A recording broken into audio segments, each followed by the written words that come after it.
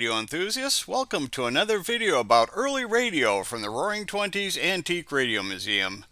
If you haven't yet subscribed to the channel, well, what are you waiting for? Now's as good a time as any. The focus of this video will be the history of the Klitzen Radio Manufacturing Company of Wisconsin. In 1913, Milhart F. Klitzen founded the Klitzen Wireless Apparatus Company at 1123 Herrick Avenue in Racine, Wisconsin. Klitzen founded the company as a radio parts company at the time when most radio transmission was by spark gap transmitter instead of voice transmission. Klitzen sold rotary spark gap motors in addition to loose couplers and loading coils. At the time, Klitzen was a licensed amateur radio operator. His call sign was 9CM.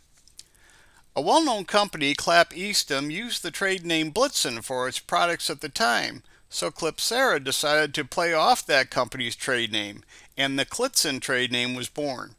His company's ads first appeared in QST magazine in 1916.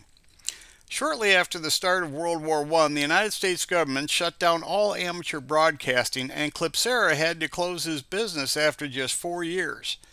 After the war, in October of 1919, Klitzen restarted his business with a new name, the Klitzen Radio Manufacturing Company.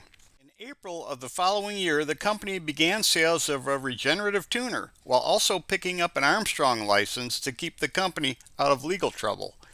The tuner was advertised in what was then called Radio Amateur News magazine, later known as Radio News magazine.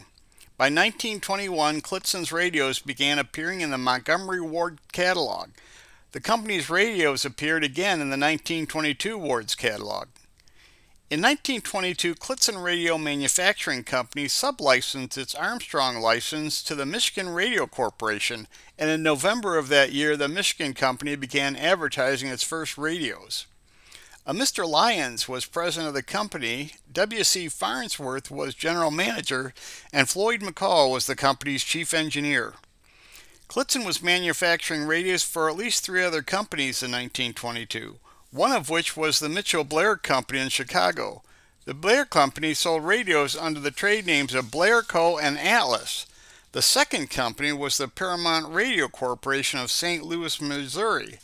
The third company Klitzen manufactured radios for was the Globe Electric Company of Milwaukee. In August of 1923, Westinghouse sued Klitzen for sublicensing its Armstrong license to the Michigan Radio Corporation. Not wanting to fight Westinghouse, Klitzen canceled the Michigan company's Armstrong sublicense. Since Michigan Radio Corporation was now operating without a license, General Manager Farnsworth and Chief Engineer McCall left the company, while company President Lyons stayed on. In early 1924, Westinghouse sued one of Michigan Radio Corporation's dealers. However, by March of that year, a deal had been struck. Michigan Radio made a royalty payment of $26,000 to Westinghouse. From then on, Michigan Radio Corporation became the distributor for Klitzen radios. Michigan Radio would also continue to sell Klitzen radios built with their name tag on them.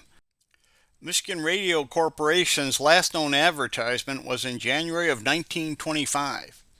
The Klitzen Radio Manufacturing Company's last known advertisement was in April of 1925, listing 2 models, the Kent and the Wolverine.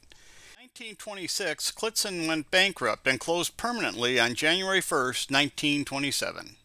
Although Milhart F. Klitzen's company closed in 1927, his history in radio had one more chapter to be written. In 1929, Klitzen and the Imperial Radio Corporation were sued by Sarah A. Barth for stock fraud. Sarah Barth won the first round in court, but on appeal by Klitzen in front of the Michigan Supreme Court, the judgment was reversed and a new trial was granted.